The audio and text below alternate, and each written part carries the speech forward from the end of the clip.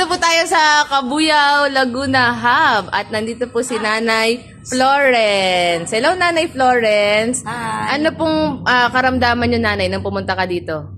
Masakit ang lalamunan ko. Saka? Masakit ang shoulder ko. Okay po. And then, na-therapy po kayo ng Therapy ako, Pro. Minhawa ang aking pakiramdam. Nagkaboses ako. Kanina ay malagong ang boses ko. Ngayon, nagkaboses na ako. Wow!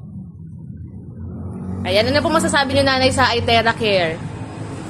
Ay talagang lahat dapat bumili at talagang nakakatulong sa kalusugan ng lahat. Alright, thank you, Nanay Florence. Punta lang po kayo dito sa Cabuyao Hub for free trial ng ating mga device.